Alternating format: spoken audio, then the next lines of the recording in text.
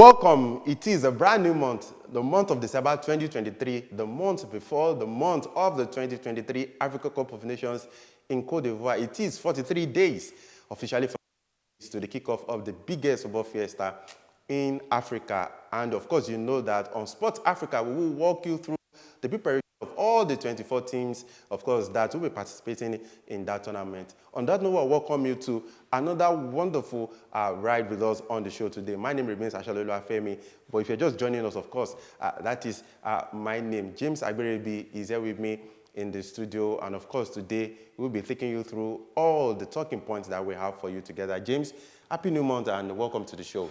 Okay, unfortunately, Kado Gundare, our boss at large, couldn't join the show today, but of course, subsequently, of course, we will by doing this all together. You can see we are already in the mood for the 2023 Africa Cup of Nations. We told you that we'll be bringing you content like you've never seen before. That is why I'm donning the jersey of the Indomitable Lions of Cameroon. So today on the show, I feel like Cameroon legend Roger Miller.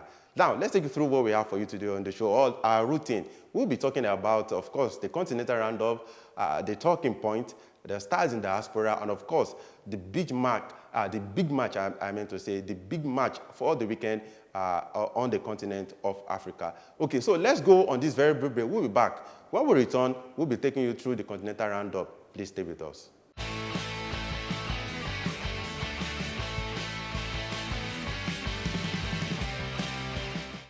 Welcome back. It's still Sports Africa. Please, if you have not subscribed to this channel, please do so. Like I told you earlier, the 2023 Africa Cup of Nations is just 43 days away, of course, and the Confederation of African Football have confirmed that, of course, the 2023 award for the best players on the continent will be taking place in Marrakesh, Morocco. Of course, it's just 10 days away from today, that December 11. We will know who will be crowned the best player on the continent of Africa. Okay, let's take you through the continental roundup. Now, of course, Principle 11 of FIFA mandate all clubs around the world, football clubs around the world, to release players for international competition so long the player is eligible to play for that competition. But that might not be the case for Super Eagles striker Victor Boniface, whose club might likely be reluctant to release him for the 2023 Africa Cup of Nations. That wouldn't be good news for Nigeria or to Nigeria because Tawawoni is already out. So we'll be looking at that on the show. And of course, former Super Eagles midfielder John Obi Mikel has caught the anger of former GFA spokesperson who over Mikel's verbal attack on former Black Stars coach and, of course, current Zambia coach. I'm talking about Avram Grant. Mikel said Avram Grant was not a coach when he was in charge at Chelsea. So we'll be looking at if Mikel actually went overboard with that comment. James, let's get straight through the talking point. Now, we'll be going to Nigeria today. Like we told you, of course, we'll be taking you through the camp of each of these 24 teams as they prepare for the 2024 Africa Cup of Nations. For Nigeria, like I said, Tawawoni is out. Victor Osimhen is also injury prone because 2021 AFCON, we saw that he missed it through a nasty injury he sustained to his face. And now, Victor Boniface might likely not be playing for Nigeria at the 2023 Africa Cup of Nations. James, I'm sure the handlers of the Super Eagles of Nigeria, the Nigeria Football Federation, wouldn't be happy when they saw this news because Bayer Leverkusen president has said that in the person of Fernando Caro, I said it is unacceptable that AFCON will be holding in the middle of the season. And he said he's ready to go head on with FIFA regarding legal issues on this. Quickly, I'll quote what he said. It is unacceptable that the Africa Cup is being played in the middle of the season. In order to change that, I will enter into a dispute with FIFA. We are also checking whether there is a legal chance of not having to release the players. This is not realistic, and in principle, I don't want to prevent anyone from taking this step. James, let's look at it critically. They pay these players. These players signed a contract with them. Most times, it is always difficult for clubs. Like he said, at that time of the season, it's almost like the peak of the season to release players for national team assignment in the middle of the season. I remember Kayode and I, we've talked about this issue on the show on how CAF might work to work this out. I know they tried to do that at some point in order to ensure that AFCON hold in the summer, but that didn't work because of the nature of rainy season or the weather in Africa. But you can't just fault Caro on these games. Well, for me, it's sad that we are back to this same issue. Remember the Victor Osimhen and the Napoli president issue. You know, though he had an injury, so there was no way he would have even made the squad because he was not even 100% Loretti even said that he wouldn't sign African players anymore. Yeah, he made that statement. A lot of people went for his neck, you know. So for me, it's sad. It's sad because this Victor Boniface, who just joined the club and he has hit the ground running. One of their best players, if I'm not mistaken. If I can even say he's the best player now for Bayern Leverkusen. They've not lost any game, and it's one of the reasons why they've not lost a game. He scored in the Europa League game, which they won away. So, I mean, I don't know, even if the president goes to FIFA, I mean, FIFA's hands are tied.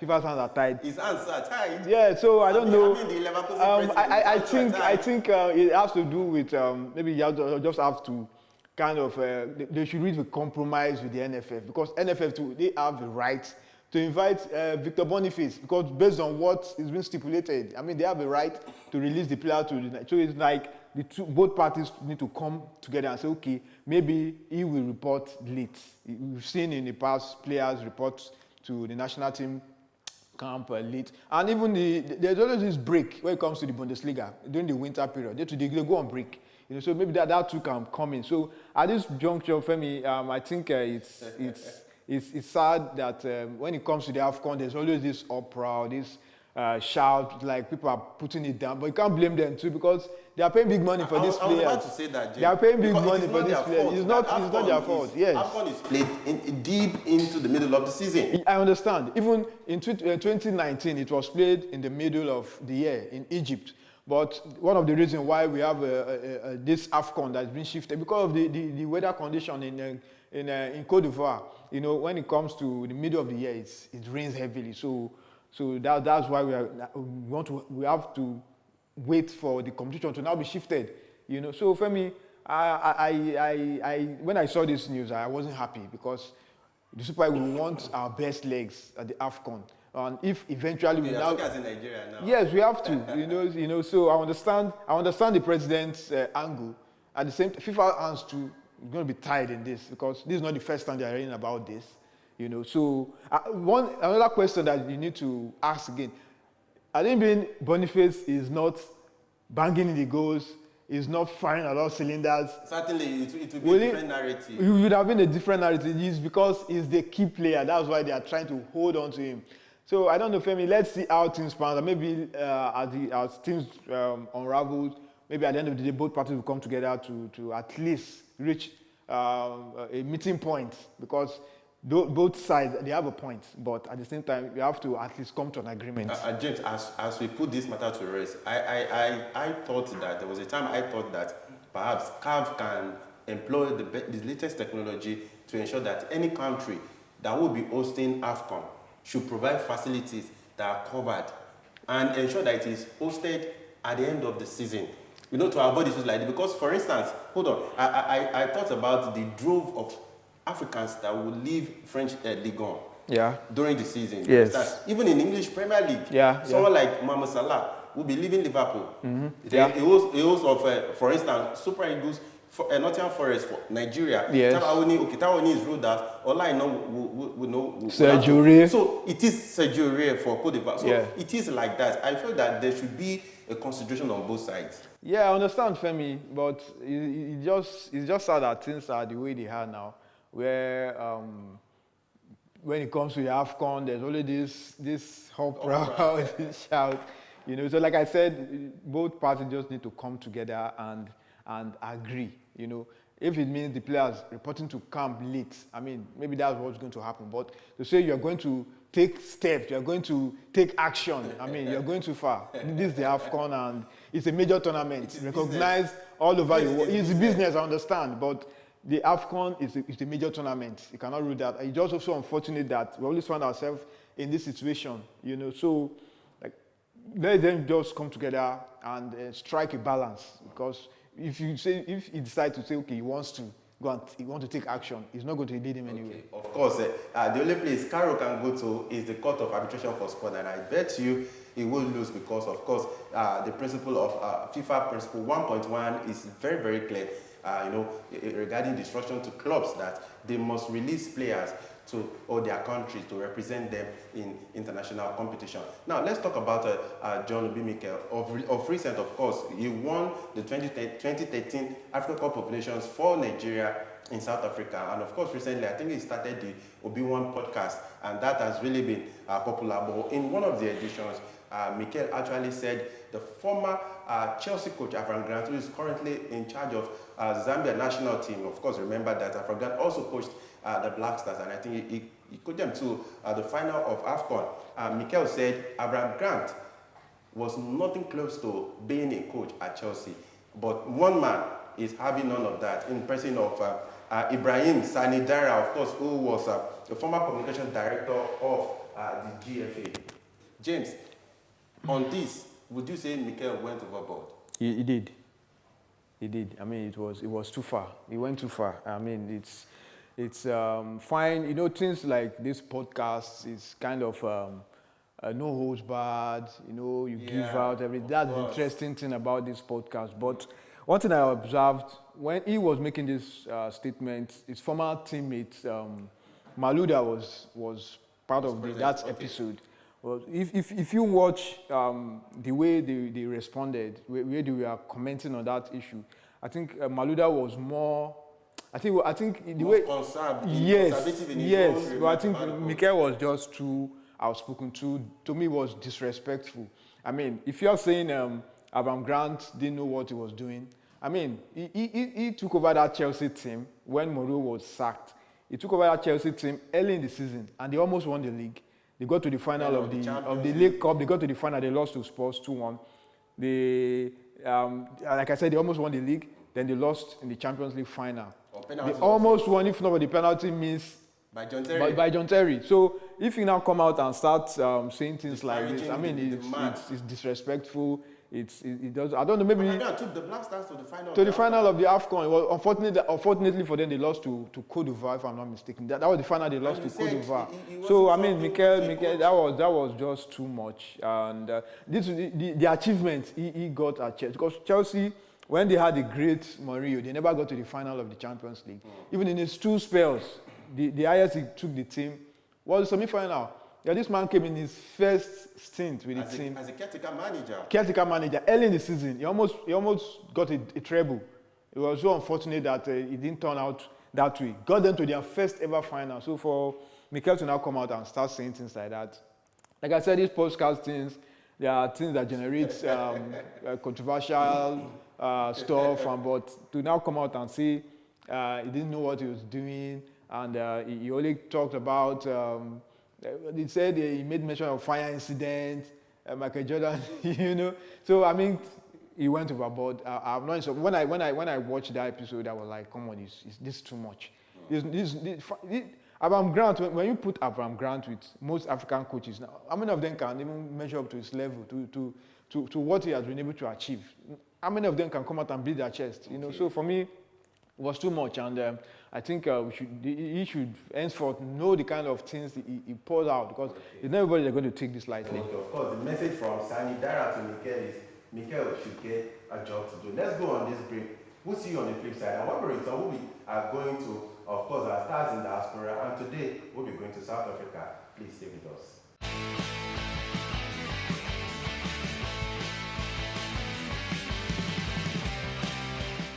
Welcome back. It's still Sports Africa. Please, before it gets too late, subscribe to this channel so that you don't miss any of our countdown to the build-up of the 2023 Africa Cup of Nations in Côte d'Ivoire. Like today, we've been to the camp of the Super Eagles of Nigeria, and they might likely not see one of their key strikers at the tournament. Why? Because Bayer Leverkusen said they might likely not release Victor Boniface. So please subscribe so that you wouldn't miss any action regarding the build-up to the 2023 Africa Cup of Nations. It is just 43 days away from today. James, let's talk about our stars in diaspora. Of course, like we said, we'll be going to South Africa today. And our stars in diaspora today is Jessica Motang of Kaizer Chiefs. Of course, they call them the Amakosa. Now, she's been the marketing manager of the club for some time now, and she has been appointed as the first vice president of African Clubs Association for a female, James. I know that a lot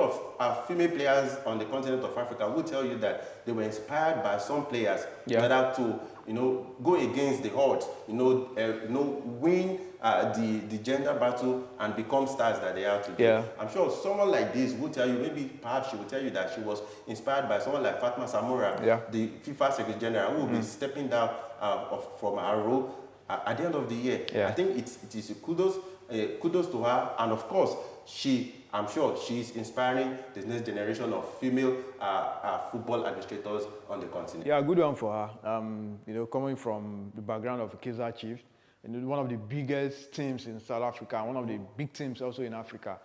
So all the best to her. This is what we always want. Give the other gender the opportunity to at least show what they can do. We also saw what Fatma Samori was able to do as FIFA Secretary General, and she did it excellently well. And so we want more women to come out and take up positions, because if you don't give them this opportunity, you don't know how good they are, So it's not always has to be with the men all the time.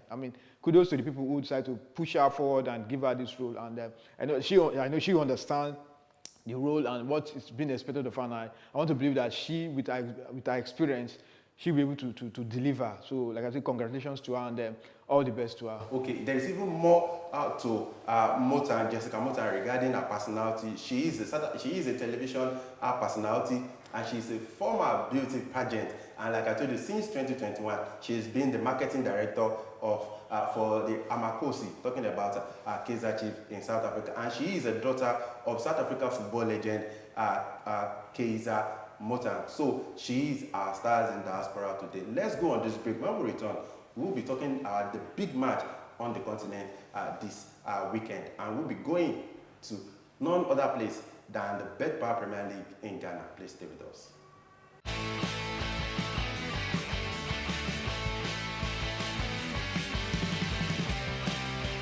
Welcome back. We are on the last lap of the show today. If you're just joining, of course, you haven't missed so much, but of course, this is equally important. But please, the most important thing that you cannot miss out of is not to subscribe to this channel, because we told you AFCON is just 43 days away. Before you know, we'll be talking about some few hours to count down. But between now and then, we'll be taking you through the journey of preparation for each of these teams. I'm sure in a few days or a few weeks from now, we might be having our national teams releasing the provisional list for the tournament. So please subscribe so that we will walk you through the preparation for the tournament. James, let's go to, of course, our big match for this weekend, and it's going to be Edwana Stars versus Hearts of Oak.